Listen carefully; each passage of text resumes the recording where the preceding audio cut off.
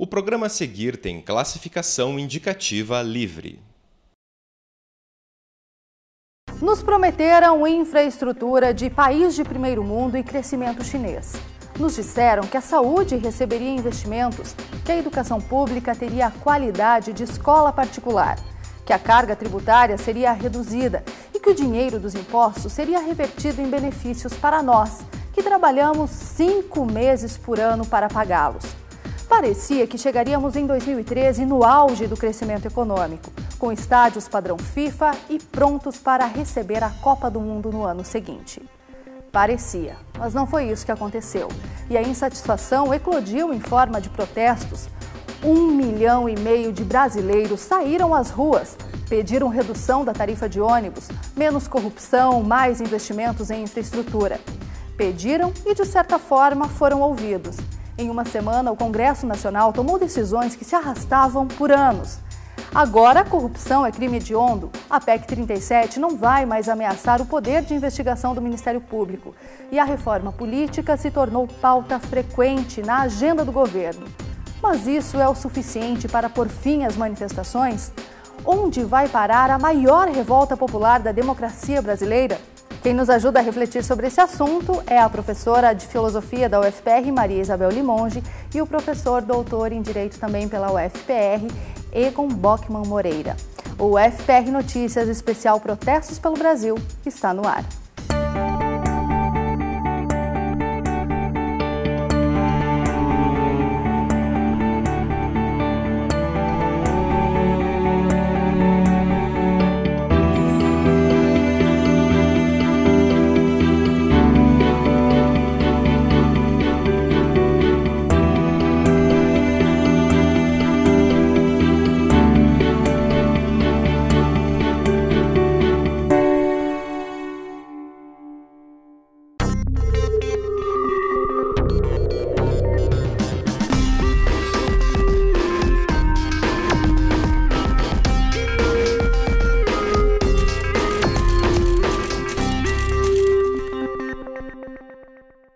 A gente viu que essa semana a presidente Dilma reuniu todos os prefeitos, os governadores aqui do Brasil e fez um pacto com eles. Nesse pacto propôs algumas mudanças. Nós vimos que nessa última semana, de certa forma, algumas mudanças aconteceram. O que é que a gente pode dizer que representam essas conquistas? Ou é cedo demais para a gente chamá-las assim de conquistas, professor?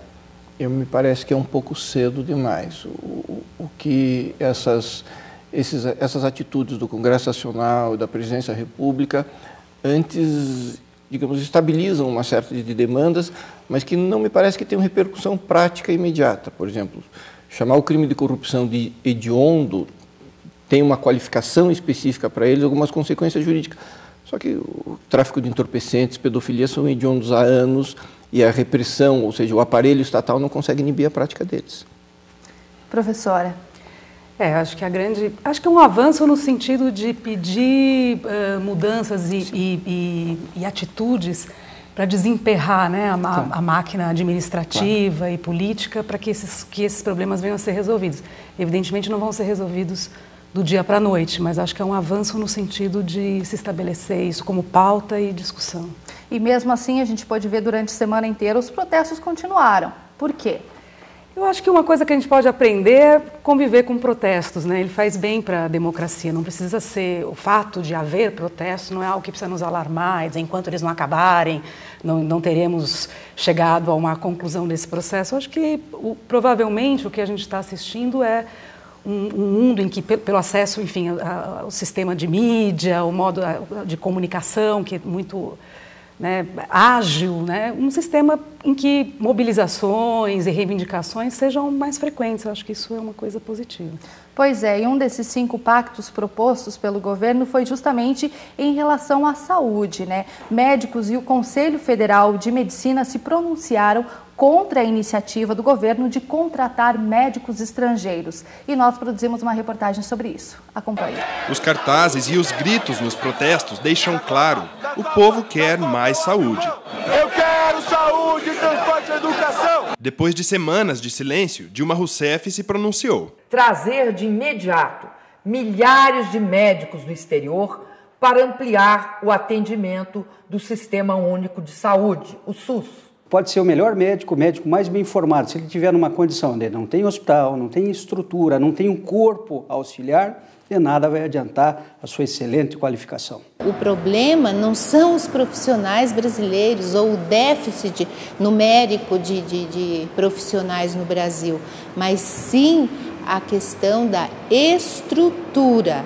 Dados do Conselho Federal de Medicina apontam que 70% de todos os médicos do Brasil se encontram na região sul e na região sudeste. A distribuição desses profissionais de saúde por todo o país é muito desigual. Enquanto o Distrito Federal tem 4 médicos para cada 1.000 habitantes, a região do Pará, por exemplo, tem menos de 1 médico para cada 1.000 pessoas. O Ministério da Saúde está tentando levar esses profissionais até essas áreas mais remotas e carentes, mas não tem obtido êxito. Isso porque as principais queixas desses profissionais são a falta de estrutura e a falta de condição de trabalho. Uma das iniciativas do Ministério da Saúde é o Programa de Valorização do Profissional de Atenção Básica, o PROVAB. Os médicos que participam do programa atendem a populações de áreas remotas. O salário é de R$ 8.000. A jornada semanal é de 32 horas. Como contrapartida, os profissionais devem cursar uma pós-graduação em saúde da família, com duração de 12 meses. Mas o PROVAB não foi o suficiente para atrair médicos para essas regiões. 55% das cidades brasileiras não conseguiram um médico sequer. Não é possível você pensar simplesmente na interiorização de médicos e demais profissionais da saúde se esta equipe de saúde não tiver uma estrutura adequada para fazer a saúde, fazer o atendimento com qualidade. Exemplo seria a falta de municípios que não têm laboratório, que não têm aparelho de raio-x, que não têm um hospital com uma estrutura mínima necessária para o atendimento. Se tiver que fazer uma cirurgia de pequeno porte, quer dizer, não tem as condições seguras preconizadas pela própria vigilância sanitária, no sentido de estar atendendo a população. Para atuar no Brasil, os médicos estrangeiros devem passar por um exame, o Revalida. Mas o ministro da Saúde, Alexandre Padilha, já declarou que esses profissionais não serão submetidos ao teste. Nós, conselhos federal e regionais de medicina e a classe médica como um todo, não é contra, não tem nenhuma espécie de xenofobismo. Nós não somos contra a entrada de médicos estrangeiros, nós somos contra a entrada de médicos mal preparados. Para a professora Dulce Dircler, os médicos estrangeiros não deixarão a desejar, mas ainda assim ela faz ressalvas. Ele vai ter competência sim para atuar na atenção básica, essa não é a questão. A questão são as especificidades regionais de um país que é desconhecido para esses médicos estrangeiros. Então, a indagação seria: haverá um treinamento específico para esses médicos? Eles serão submetidos a uma prova de conhecimento para terem o registro profissional de acordo com a legislação brasileira? A presidente Dilma também anunciou a criação de cerca de 12.000 novas vagas de graduação em medicina e de aproximadamente 12.000 novas vagas de residência médica. A dúvida continua sendo a questão da estrutura. As vagas para residência são em número inferior ao número de recém-formados. Então, nesse sentido, sim, ampliar, aumentar o número de vagas nos programas já existentes de residência médica, isso seria uma atitude bem-vinda, sim. Agora, simplesmente abrir novos cursos de medicina, aí nós vamos entrar outra vez na questão da qualidade. O Hospital de Clínicas da UFPR conta com 306 residentes médicos. A universidade agora estuda a possibilidade de expandir esse número. Eu acredito que o Hospital de Clínicas, ao longo desses últimos anos, tem aumentado sim o seu número de vagas de residente. Com esta proposta apresentada para a presidenta, eu tenho certeza que nós vamos também participar da proposta. Professor, seria uma medida apenas contingencial para resolver a situação agora? Me parece que esse talvez seja a principal característica, né? Porque os estrangeiros não vão vir para o Brasil para se radicar aqui, para se mudar. Eles vão ficar aqui por um prazo provisório, ou seja, é uma solução, talvez seja uma solução circunstancial para um problema estrutural da saúde pública brasileira. Professora, a senhora concorda com isso? Eu tenho a impressão que eu diria assim, que é uma atitude emergencial, né? Porque, como a reportagem mostra, de fato, faltam profissionais da medicina na saúde básica em diversos municípios, Brasil afora. E isso é uma situação emergencial, isso não pode continuar assim. Então, num primeiro momento, talvez, eu não tenho competência técnica, acho que os médicos têm que discutir essa questão, mas me parece que pode ser uma solução, desde que tomada como situação emergencial, que acho que é o que de fato ela é, que pode ser positivo. Pois é, e outro ponto que foi bastante questionado essa semana é justamente a criação de um plebiscito para se promover alterações no sistema político brasileiro, essa reforma política. Para a gente começar esse assunto, professor, explica para a gente o que é uma constituinte, que tanto se falou durante essa semana, e a diferença entre um plebiscito e um referendo. Constituinte é uma Assembleia Popular que tem por objeto, como o nome já diz, constituir uma nova Constituição. Se existe uma Constituição pretérita, como se deu no Brasil em 1988, é convocada uma Assembleia Popular com poderes livres e autônomos e ilimitados para desfazer a Constituição anterior e para promulgar uma Constituição nova e inédita a partir dali, sem qualquer limitação, diga-se de passagem. Plebiscito é uma espécie de consulta popular pela votação direta do povo, em que são apresentadas algumas perguntas e as pessoas respondem sim ou não, como se deu, se não me falha a memória, em 93, quanto ao plebiscito, por exemplo, se monarquia ou presidencialismo. Nós votamos e optamos pelo regime presidencialista e refutamos o parlamentarismo também. São perguntas sim, não, a respeito das quais se imagina, se supõe que o povo tem informações o suficiente para poder tomar uma decisão consciente. E o referendo? O referendo decorre de uma legislação, de uma proposta legislativa, seja ao nível constitucional, seja ao nível infraconstitucional, debatida e aprovada pelo Congresso Nacional, que é posta a exame do povo para ver se ele aceita ou não aquela alteração. Por exemplo, o mesmo exemplo da monarquia. É perfeitamente possível se cogitar de um plebiscito. Você deseja que o regime brasileiro seja monárquico, ou presidencialista, ou republicano, sim ou não. Ou como um referendo. Sai uma emenda constitucional que aprova a monarquia e depois é submetida à aprovação popular, sim ou não. Então, na verdade, é uma questão cronológica diversa e aqui a gente já tem um produto legislativo final. Aqui não tem. O plebiscito é uma ideia se um tema pode ou não ser debatido pelo Congresso Nacional. Professora, na sua visão, se fazer um plebiscito, um referendo, para fazer essa reforma política, tem um efeito mais prático ou mais simbólico para a sociedade?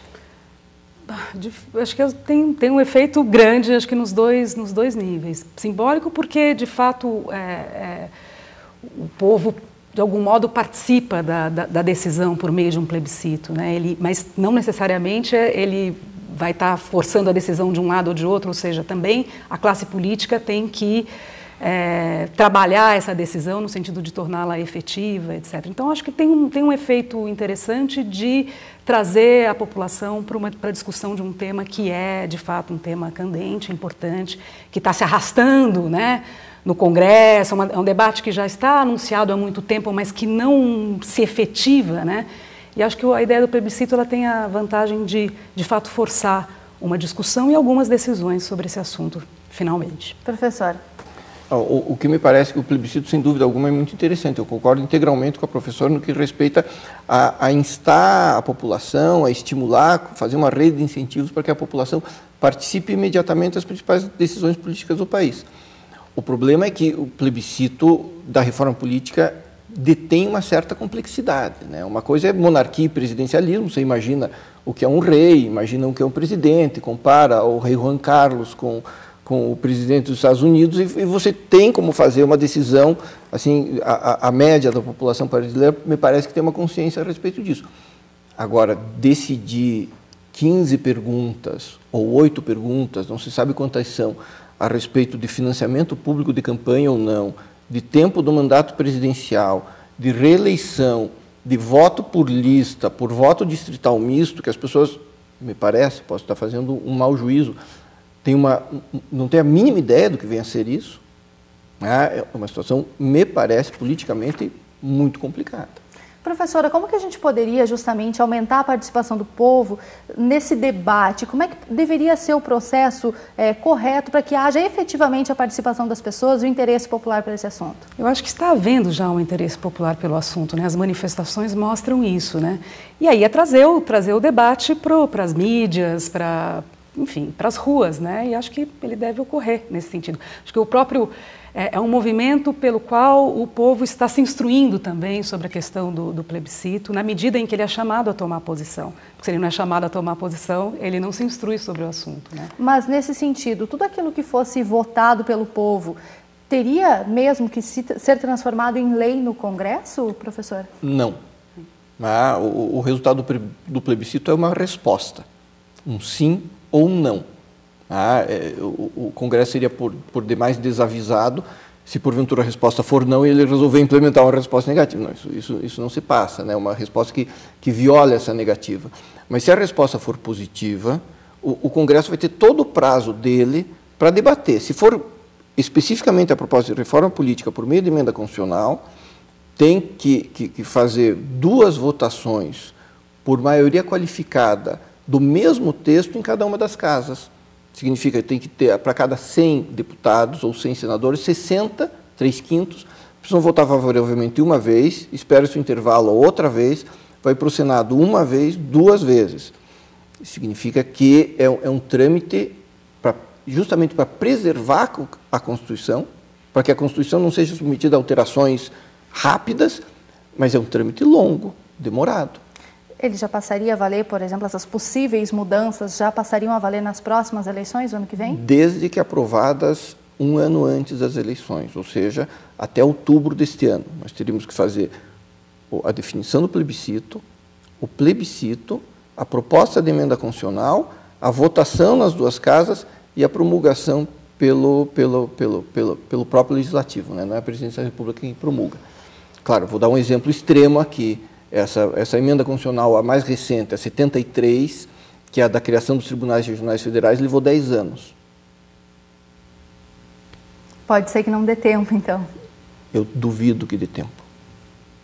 Eu duvido que seja possível, de hoje a outubro, a gente passar por um processo de informação popular a respeito dos temas, de uma votação no plebiscito, de 15 perguntas razoavelmente complexas, umas mais simples, outras mais complexas, e depois da votação no Congresso Nacional. Isso me parece algo que importa uma solução assim, ad hoc, uma coisa meio pré-fabricada, meio para resolver um problema circunstancial e inibe um pouco a importância que a gente tem que ter em relação à Constituição. Professora, se a gente for fazer uma análise, a participação do povo efetivamente nos assuntos do governo, ela é bastante restrita, né? De 2 em 2 anos nós somos convocados para votar, o voto no Brasil é obrigatório, você vai, elege os candidatos, muita gente depois não se lembra em quem votou, outras pessoas lembram, acompanham um pouco mais, mas nós percebemos que iniciativas populares de propor novos projetos de leis, propostas, nem sempre são acatados pelos governantes. Seria esse distanciamento que existe entre os interesses públicos e o interesse do governo também um dos motivadores dessas manifestações todas? Com certeza. Acho que as manifestações trazem uma inquietação com relação à questão da representatividade política, né? As pessoas não estão se sentindo representadas pelos seus representantes, né? E é preciso, de algum modo, e por isso que a questão da reforma política é, de fato, um ponto central nesse debate todo e nessa comoção popular, né? O que se clama é por uma mudança nesse sistema de representação, o que não significa, de modo algum, se prescindir de um sistema de representação política. Mas ele precisa ser arejado, ele precisa ser renovado para que essa representação seja mais efetiva. Esse, inclusive, é um ponto que tem repercutido muito na internet, nas redes sociais. Quando a gente fala de alterações na Constituição, reforma política, quando os manifestantes se dizem não representados por nenhum partido, será que a gente estaria na iminência de um golpe e não está percebendo isso? Ou não? Um golpe hoje no Brasil estaria fora de cogitação, professor? Me parece que não. Me parece que talvez um começo de uma tendência revolucionária, da acentuação de determinados movimentos sociais, da intensificação, Golpe propriamente dito, me parece que não. Agora, efetivamente, existe uma grande insatisfação popular, né, que as pessoas, inclusive, estão saindo das poltronas de trás das redes sociais e a procura de uma exposição mais forte nas ruas, mas uma ausência de respostas consistentes, né? Mesmo porque me parece que isso não vem em curto prazo. Uhum. Pois é, e aqui no Paraná, inclusive, outras manifestações populares levaram centenas de pessoas às ruas. Entre os movimentos mais importantes estão a greve dos professores em 88 e os levantes pela terra no interior do estado. E até uma guerra que eclodiu em pleno centro da capital paranaense por causa da compra de um pente. As manifestações em todo o Brasil começaram em junho desse ano por um motivo simples: o aumento da passagem de ônibus em São Paulo. Mas poucos dias depois já era possível perceber que essa não era a única razão que levava as pessoas para as ruas. E em 8 de dezembro de 1959, aconteceu uma coisa bem parecida aqui na Praça Tiradentes. Mas naquela época, o que gerou uma verdadeira guerra foi a nota fiscal da compra de um pente. É uma manifestação, aparentemente, estou dizendo aparentemente porque não há estudos, uma manifestação espontânea, né, uma revolta, né, um conflito teria existido entre um comerciante e um comprador que vai comprar um pente e pede uma nota fiscal, ou o comerciante não dá a nota fiscal, que era, enfim, uma pessoa de origem turca, aparentemente, assim chamado turca, né? E começa uma depredação em toda Curitiba, né? Sobretudo na Praça Tiradentes, com a intervenção da polícia. E não foi só em Curitiba que a população se revoltou na década de 50. No sudoeste do Paraná, perto da fronteira com a Argentina, colonos e poceiros foram à luta para expulsar os jagunços da região. No dia 10 de outubro de 1957, cerca de 6.000 colonos tomaram a sede de Francisco Beltrão, no interior do Paraná, para reivindicar a posse das terras que ocupavam. Hoje, esse tipo de movimento ainda acontece aqui no estado. Tanto as lutas camponesas nos anos 50, 60, quanto as lutas pela terra do MST, era dentro de um quadro de um Estado autoritário. À medida que esse Estado vai se democratizando, pressionado, sobretudo por essas lutas sociais, incorporando essas lutas como legítimas, legais, né, evidentemente que arrefece a necessidade da luta. Curitiba foi uma das pioneiras em um dos protestos que ganharam o Brasil muito rápido, as diretas já. Foi aqui na Boca Maldita que cerca de 40.000 pessoas se reuniram em 1984 para um dos primeiros movimentos em favor das eleições diretas no país. Sem dúvida foi uma das primeiras, né? Manifestações e até mesmo não há um estudo de tentar compreender como isso exatamente se iniciou e por que, né, Curitiba, Paraná foi uma das primeiras a reagir dessa maneira. Essa visão que se tem do Paraná e de Curitiba, uma cidade pacata, civilizada, né, quase europeia, esses mitos todos, né, se desfaz nesses momentos que revela, isso é muito importante, revela uma Curitiba que talvez não faz parte desse mito, ou seja, uma Curitiba de excluídos, ou pelo menos, se não necessariamente econômico, socialmente, politicamente excluídos. Há, portanto, uma insatisfação, né, que de repente nesses movimentos aparece, né, seja no jovem, seja, enfim, no cidadão comum. E é aqui no Centro Cívico que a maioria das manifestações chega. No dia 30 de agosto de 1988, 20.000 professores da rede estadual vieram até o Palácio do Governo para protestar. Na época, a principal reivindicação era o reajuste do salário. Os professores tinham conquistado essa e outras pautas alguns anos antes, mas elas foram canceladas em 88. A repressão policial na chegada ao Palácio Iguaçu foi violenta e até hoje os professores paralisam as atividades no dia 30 de agosto para lembrar do que aconteceu há 25 anos. A polícia brasileira, enfim, as forças de segurança pública no Brasil, não tem uma massa crítica de trabalhar com os movimentos de rua. Ou ela é complacente, ou ela é simplesmente violenta. Isso aconteceu em 88, né, no caso dos professores, né, que era um movimento pacífico, né, não houve atitudes violentas nos professores, mas simplesmente, como era uma conjuntura ainda de redemocratização muito incipiente no país, a atitude da polícia com ou não a autorização do governador na época, isso não é secundário. O fato é que a polícia é uma polícia do Estado do Paraná, agride os professores e começa todo aquele absurdo que foi em 88. No dia 29 de setembro de 1992, os curitibanos saíram às ruas para comemorar cada um dos 441 votos a favor do impeachment do então presidente, Fernando Collor de Mello. Os estudantes e os jovens tiveram um papel importantíssimo nessa luta. Foi significativo, com certeza, essa figura do jovem, né? Eu não sei se a palavra é estudante, né? Porque estudante dá uma configuração de organização estudantil, né? Eu acho que foi mais um movimento jovem, né? Claro, estudante, evidente, mas não foi um movimento organizado pelas instituições estudantis.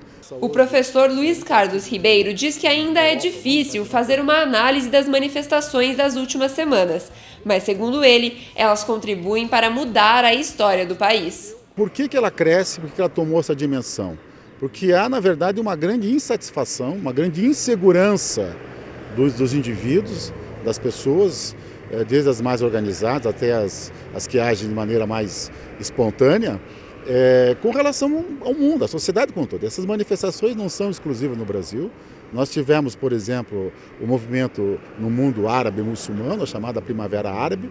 Nós temos essas manifestações na Europa, né, o movimento da ocupação em Nova York, em Wall Street.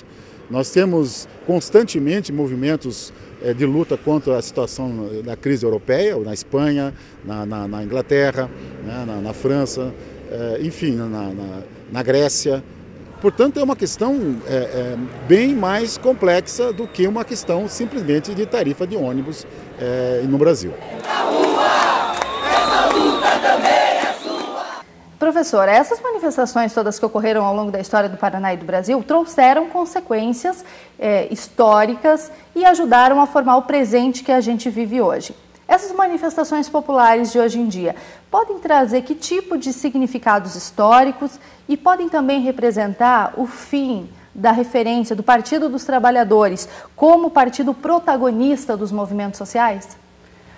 Olha, eu acho que é um pouco cedo para avaliar, né? Porque realmente a impressão que eu tenho é que alguma coisa muito grande está acontecendo, esse novo modo, né, das manifestações, de expressão política, do povo se manifestar, que certamente, né, não é, quer dizer, pelo menos nesse momento, embora ela tenha que ser, de algum modo, aproveitada pelos partidos políticos, eu acho que não podemos viver sem partidos políticos, isso não dá para fazer política sem partido. O fato é que essas manifestações não partiram de partidos políticos, né? O próprio movimento Passe Livre se declara, né, expressamente não filiado a nenhum partido, né, embora não seja contrário aos partidos. Então não é um tipo de reivindicação e de movimento político que parte dos partidos, né? Isso é muito novo, isso é muito diferente. Acho que a gente precisa de um tempo ainda para entender no que isso vai dar e o que isso vai acarretar, né? Certamente não é o fim dos partidos, porque não é possível, quer dizer, de algum modo, esse tipo de reivindicação vai ter que ser filtrada pelos partidos políticos e respondida por eles, né? Pois é, inclusive tem uma pesquisa sobre isso, do Latinobarômetro, que faz pesquisas de opinião pública na América Latina e que mostra que entre todos os latinos-americanos, os brasileiros são aqueles que menos confiam no Congresso e nos partidos e que, portanto, 57% dos brasileiros entrevistados disseram que seria possível existir uma democracia sem partidos e nem Congresso. E aí, seria? Me parece que não. Me parece que não. A pergunta deveria ser feita sem partidos, sem Congresso, mas o que no lugar deles? O homem ainda não teve a felicidade de inventar uma solução política mais adequada do que uma democracia com partidos políticos, um Congresso Nacional, separação de poderes, essa fórmula que vem desde o século XVIII. Se porventura houver uma outra fórmula, né? Tanto que os movimentos em São Paulo, especialmente, tinha alguns grupos que são, alguns coletivos, não são grupos anarquistas, né? Os black blocs, que são alegalistas, que não reconhecem o Estado de Direito brasileiro. E, professora, uma outra pesquisa mostra que feita pelo IBOP, né, que 60% dos brasileiros entrevistados se dizem satisfeitos com a sua vida. E entre os jovens, o índice de satisfação é ainda maior. 74% dos jovens entrevistados estão satisfeitos. Mesmo assim, as manifestações são uma prova de que estamos insatisfeitos com o estado geral das coisas, né? Como separar isso? Eu acho que houve no Brasil, né, na última década, um avanço econômico, uma melhoria das condições de vida que trazem uma certa satisfação à população. Agora, a vontade de mudança não se encerra aí, né? Eu acho que há toda essa questão política propriamente da representação, etc., que é o que agora ainda nos causa insatisfação. Bom, além da questão dos serviços públicos, etc., ainda nos causa insatisfação e nós temos que avançar no sentido dessas mudanças. Quer dizer, o fato de a gente estar satisfeito não quer dizer que a gente está satisfeito em tudo, né? Ainda queremos mais e acho que estamos caminhando nesse sentido. Eu concordo exatamente com a professora. O que me parece que à medida em que aumenta a qualidade de vida, aumentam as demandas, aumentam as necessidades. Ou seja, eu estou satisfeito porque eu melhorei, mas eu não quero parar de melhorar, né? Eu quero continuar melhorando. E para isso existe uma série de obstáculos, né? Uma série de obstáculos específicos. Alguns consistentes, outros nem tanto. Então, isso está sendo posto à mostra. E os gastos com a Copa do Mundo também estiveram na boca e nos cartazes dos manifestantes. De acordo com dados da última matriz de responsabilidade da Copa, divulgada em 2013, o Mundial no Brasil vai custar 25,5 bilhões de reais. Mas nesta semana, a presidente anunciou um reajuste nesse valor e a Copa vai custar, então, 28 bilhões de reais. Isso é quase 10% a mais do que a estimativa inicial feita em 2011. Desse total, 83% seriam investimentos do governo, incluindo financiamentos de bancos públicos, de governos estaduais e também municipais. Há menos de um ano para a Copa de 2014, os investimentos chamam a atenção, com movimentos sociais exigindo transparências nos gastos para o Mundial. Fica a questão: as obras vão gerar um retorno positivo para o país?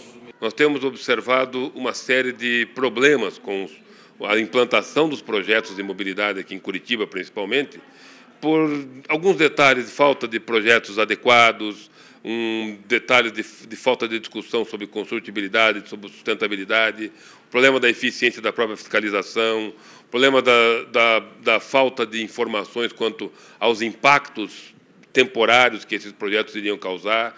Ou seja, fez-se naquele afã de começar a obra, de entregar alguma coisa para a Copa do Mundo, para 2014, atropelou-se uma série de conceitos de engenharia que permitiriam que todo esse investimento pudesse ser feito de maneira mais eficiente e otimizada. E grande parte desses investimentos vai para a reforma e construção dos estádios. 9 das sedes são públicas, recebendo recursos estaduais e das prefeituras. As outras contam com empréstimos do governo para as obras. As obras nos 12 estádios brasileiros que vão sediar a Copa já chega a 2,65 bilhões de reais. Desse valor, 85% vem de empréstimos do setor público. Em Curitiba, o orçamento para as obras da Arena é de 233 milhões de reais. Esse valor vai ser dividido entre verba do próprio Clube Atlético Paranaense, outras instituições privadas, contando também com a ajuda do setor público. Segundo o secretário estadual da Copa do Mundo, isso não afeta a distribuição de recursos para outros setores. A Copa do Mundo não vai resolver o problema social do Brasil. É a mesma coisa se perguntar o que vai fazer com meninos de rua, menor abandonado. Não tem, isso aí é problema social que os governos têm que administrar. A verba para a saúde, verba para a educação, isso tudo quem tem que administrar são os governos, tanto federal, municipal como estadual. Agora, no caso de verba específica e carimbada para a Copa, não tem como se transformar, por exemplo, um viaduto estaiado que está sendo feito em Curitiba, em creche, em posto de saúde, porque é uma verba carimbada, que já vem assim do governo federal. A verba é carimbada, mas aí a gente pode questionar se a aplicação dela está sendo bem feita, né, de acordo com as necessidades que um país como o Brasil tem. É saber quem é o dono do carimbo, né?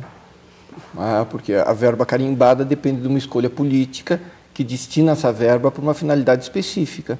Significa dizer que nós, através do voto, elegemos o nosso representante que fez uma escolha de alocação de recursos. O dinheiro pode ser um Deus, mas não é onipresente. Ele não está em todos os lugares ao mesmo tempo. Então, se decidiu fazer, como no exemplo dado na reportagem, uma ponte estaiada e não escolas, ou financiamento de arenas de futebol com receitas públicas, inclusive, e não postos de saúde, são escolhas políticas feitas pelas pessoas que nós elegemos há algum tempo atrás. Nesse sentido, acompanhar melhor a vida pública desses nossos representantes, fazer um trabalho de pesquisa e análise antes das eleições, poderia evitar esse tipo de situação, professora? Com certeza, com certeza. Uma coisa que a gente percebe também é que, é óbvio, a Copa está aí, ela vai acontecer apesar desses gastos, desses investimentos, apesar da repercussão negativa que esses gastos excessivos tiveram, já que a Copa no Brasil vai custar muito mais do que custou a Copa na Alemanha ou a Copa na África. Qual é o impacto de toda essa estrutura, de toda essa conjuntura nas eleições do ano que vem? Não analisando apenas esse aspecto de que os partidos de oposição vão utilizar essas imagens, esses discursos que nós vimos na TV e tudo mais, nos jornais, como ferramenta, como arma contra a Dilma na reeleição de 2014, mas também do ponto de vista de se discutir propostas que atendam às reais necessidades da população. Isso pode acontecer, professor, ou não? Vai ficar apenas no campo do ataque o reflexo dessas manifestações? Olha, eu espero que as manifestações permaneçam e se intensifiquem, né? E que a gente passe a poder discutir essas questões, preferentemente, com antecedência, né? E que as coisas continuem sem violência, né? Mas continuem a ser intensificadas as discussões, a fim de que os governantes se apercebam que determinadas escolhas públicas podem repercutir na fonte eleitoral deles, ou seja, nos votos. O que vai acontecer eu não sei, né? Mas o que eu espero é que essa discussão se pulverize, né? E não vire apenas uma discussão de um partido contra o outro, mas que realmente nós possamos discutir sobre os pontos que estão nos incomodando de maneira mais arejada. Para a gente encerrar, qual o prognóstico de vocês para os próximos dias? Já que para a eleição de 2014 está mais distante, ainda mais difícil, né? Mas essas manifestações, elas continuam, elas ganham força, elas tendem a perder força? Qual o prognóstico de vocês? Eu acho que a tendência é perder força também na medida em que respostas vão aparecendo para essas reivindicações, né? Acho que não vamos ficar em estado de manifestação permanente, acho que aos poucos elas vão... E como eu disse no início também, mas também não precisamos temer que elas voltem aqui e ali, né? Mas acho que não tanto com essa intensidade que nós assistimos nos últimos dias, né? Eu não tenho propriamente um prognóstico pré-definitivo, mas eu tenho algumas esperanças que as manifestações, eu sei que desse volume e essa forma difusa, ela não vai persistir, ela vai atenuar, mas que pelo menos que haja alguma identidade de algumas demandas sociais e essas demandas persistam a ser postas à luz do dia e postas a debate público e chamar a atenção a respeito disso. Professora, a gente pode perceber que até mesmo nos Jogos do Brasil, o hino tem sido muito cantado, inclusive depois que para a música oficial, as pessoas continuam cantando o hino. Nas ruas, o hino tem sido mais cantado do que nunca. O brasileiro está mais patriota, está demonstrando mais o amor que sente pelo seu país? Eu acho que sim, inclusive a presença da bandeira brasileira também, né? Não só o hino. Eu acho que sim, um pouco em razão do que a gente comentou antes, quer dizer, eu acho que o Brasil está... é um momento esperançoso no Brasil, né? Nós estamos clamando por mudanças e acho que há avanço nesse sentido, né? Então, isso traz um certo orgulho. Tá certo. Muito obrigada pela participação de vocês no programa de hoje. Obrigado a você. Obrigada. E o UFPR Notícias continua. No próximo bloco, nós vamos ver que a UFPR lança uma revista científica internacional e também a pesquisa para evitar que a árvore símbolo do Paraná deixe de existir. É daqui a pouco, não perca.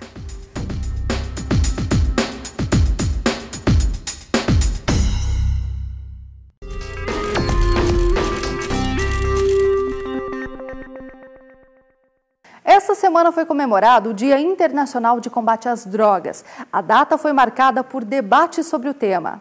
O evento foi organizado pelo Núcleo Interdisciplinar de Combate à Drogadição, UNIED, que apresentou 4 projetos. Durante o debate, questões como família, escola e redução da maioridade penal foram discutidas pelos participantes. O UNIED foi criado em dezembro de 2012 e busca reunir pesquisas para diagnosticar e prevenir problemas relacionados ao uso das drogas. Por isso, a UFPR TV reprisa até o dia 5 de julho alguns programas especiais sobre o assunto. Ficou interessado? Então não perca!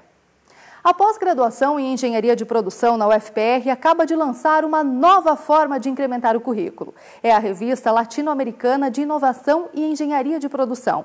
A iniciativa é dos professores Ricardo Mendes Júnior e Maria do Carmo Duarte Freitas. A pós-graduação em Engenharia da Produção na UFPR acaba de lançar uma nova revista. Os pesquisadores vão poder divulgar seus artigos e ganhar mais visibilidade. A proposta dessa revista surgiu com a criação do curso de Engenharia de Produção, em especial o programa de pós-graduação em Engenharia de Produção.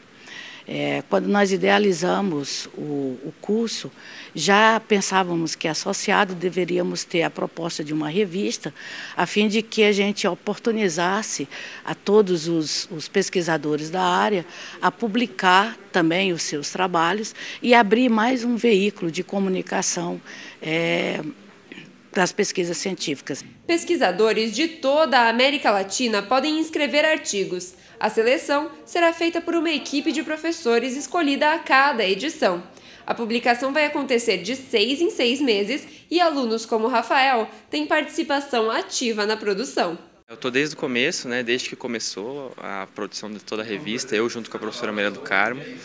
E eu acho que é muito bom, uma experiência muito válida, principalmente para o estudante de mestrado, que tem todo um regime de disciplinas e a dissertação para fazer. Então é uma opção a mais que a gente tem para engordar o currículo e adquirir experiência nessa área. O primeiro número da revista já foi encaminhado para impressão e agora pode ser visto em versão online. A cada edição serão publicados 10 artigos. Todos eles terão os resumos gravados e disponibilizados em áudio no site. A expectativa é de que, além da gravação dos áudios, os próprios pesquisadores produzam vídeos que resumam os artigos. Tudo isso vai ficar disponível no site www.relainep.ufpr.br. E além da versão online, a revista impressa vai ser distribuída para pesquisadores e universidades. Rafael garante que a visibilidade que a publicação traz é essencial para quem está começando. Como o mestrado tem o foco acadêmico, a principal contribuição que a gente pode dar para o mestrado e para nós mesmos, a fim de conseguir um doutorado futuramente, por exemplo, é o número de publicações. Na terceira reportagem da série UFPR na Comunidade, você vai conhecer a Casa 3, Centro de Atenção à Saúde, que oferece atendimento de graça para a comunidade interna. Dona Ieda tem 65 anos, é servidora aposentada pela UFPR e há vários anos utiliza os serviços da Casa 3. Faz muitos anos que eu sou atendida aqui na Casa 3, principalmente a ginecologia. Hoje eu vim para um exame de rotina. A Casa 3, Centro de Atenção à Saúde, faz parte do Sistema Casa e foi criada para dar atendimento médico gratuito para a comunidade interna da universidade. Os discentes da graduação, da pós, do mestrado, do doutorado, os seus dependentes até 12 anos de idade, os técnicos administrativos e seus dependentes até 24 anos, se estudantes, e os docentes e seus dependentes até 24 anos, também se estudantes. O atendimento básico de saúde da Casa 3 é feito nas áreas de clínica médica, pediatria, psiquiatria, serviço social, ginecologia e odontologia. Todas as consultas devem ser marcadas pessoalmente ou por telefone. Para receber o atendimento odontológico, o paciente deve ir até o local pela manhã do último dia útil do mês e, depois de uma triagem, marcar todas as consultas necessárias para o tratamento para o mês seguinte. As vagas que sobram podem ser agendadas por telefone. Nós fazemos a atenção primária, seria as restaurações, a limpeza, extrações simples. Não fazemos especialidade, tá? Tudo que é especialidade a gente encaminha. Josiette está no segundo curso dentro da universidade e já utilizou os serviços da Casa 3 em 99. Hoje ela vê a melhora do atendimento. Eu já tive particular e aqui foi melhor do que o particular, porque eles viram toda a situação, todo o quadro clínico, atenderam sim de pronto, sempre nos horários certos, então não tem o que falar, é melhor do que o particular. Bom, e para quem ainda não conhece, a Casa 3 fica no Politécnico e funciona das 7 da manhã às 7 da noite. Os agendamentos podem ser feitos pessoalmente ou então pelo telefone. E agora a gente fala do Festival de Inverno da UFPR. As inscrições para a edição de 2013 começam na segunda-feira. A 23ª edição do Festival de Antonina começa com tudo e conta com 25 oficinas e 21 espetáculos. A programação completa você encontra no site. Bom, e essa semana começou o inverno, muita chuva, frio em todo o estado. E isso fez com que várias pessoas ficassem atentas à previsão do tempo. Mas como será que ela é feita? A nossa equipe foi acompanhar. Veja. O tempo em Curitiba muda bastante e quem mora aqui sabe. É melhor não sair de casa desprevenido. Curitiba o clima varia muito, por isso todos os dias é importante ter guarda-chuva, um casaco e ainda mais troca uma muda de roupa para roupa mais quente. Mas como ter certeza se vai fazer frio, sol ou chuva? Para explicar os fenômenos do tempo é necessário muito estudo em meteorologia. Na Federal, não existe curso de graduação para esta finalidade, mas é aqui no Politécnico que existe um centro de estudo sobre o tema. É aqui que funciona o CIMEPAR, onde trabalham meteorologistas que fazem a previsão do tempo no estado do Paraná. O Sistema Meteorológico do Paraná existe desde a década de 90 e foi criado para auxiliar no monitoramento e previsão do tempo. É um dos únicos que fica dentro de uma universidade no Brasil. Aqui, as informações são atualizadas minuto a minuto nas telas dos computadores, a partir de dados dos equipamentos que estão em uma estação do lado de fora. São eles que ajudam a entender melhor como funcionam os invernos em Curitiba. O principal é a posição geográfica, né, da cidade de Curitiba. Nós estamos numa região de transição entre o sul do país e a região sudeste do país. Estamos a poucos quilômetros da beira do oceano e a uma altura de em torno de 1.000 metros de altura em relação ao nível do mar.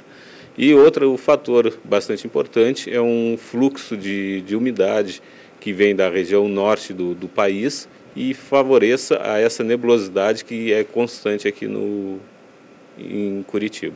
E o céu nublado foi o que mais se viu na capital nos últimos dias. Tempo fechado e muita chuva. Nessa última semana, o que foi destaque no estado foi justamente a presença da chuva.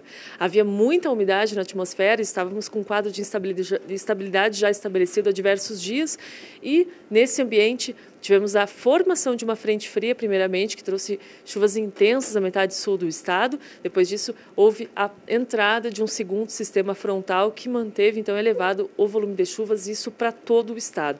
Essa umidade se mantém presente, a frente fria vai embora, mas a umidade se mantém e é ela que coloca a condição de chuvas também para o próximo fim de semana.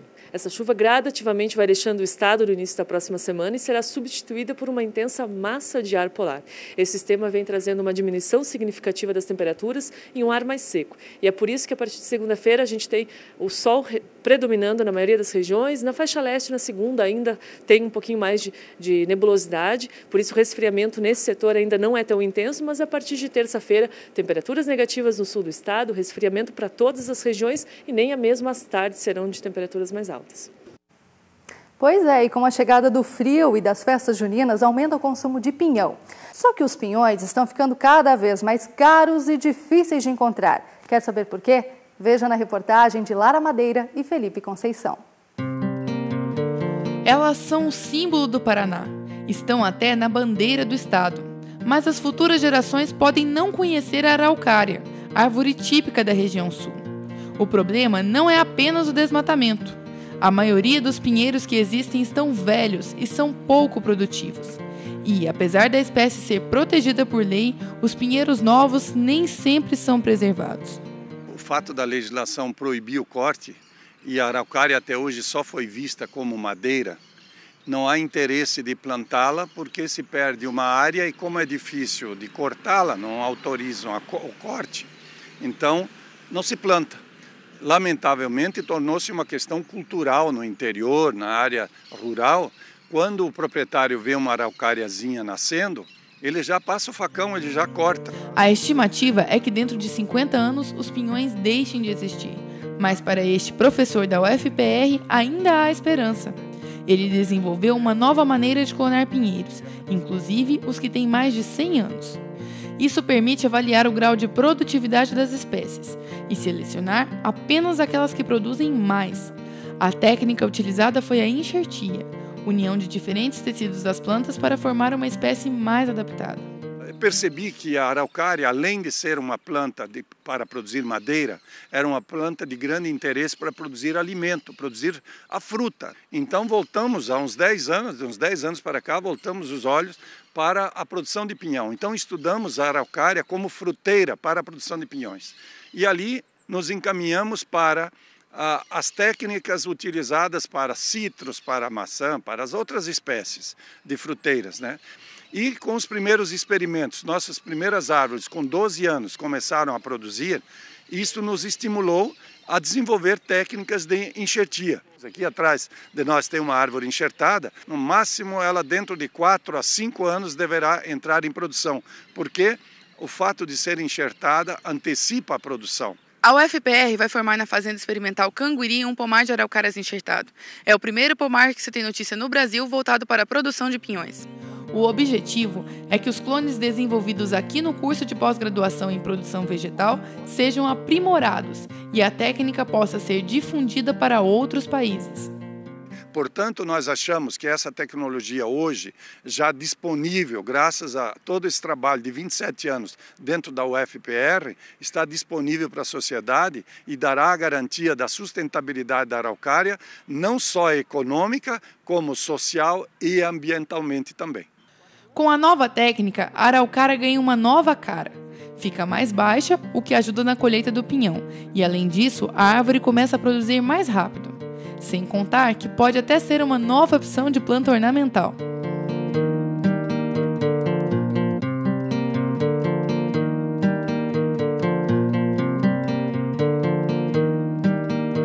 O UFPR Notícias termina aqui. Para rever esse e outros programas, acesse o nosso site. A UFPR TV também está nas redes sociais. E a gente se despede com imagens da semana chuvosa que tivemos em Curitiba. As imagens são de Celso Guaripuna. Até mais!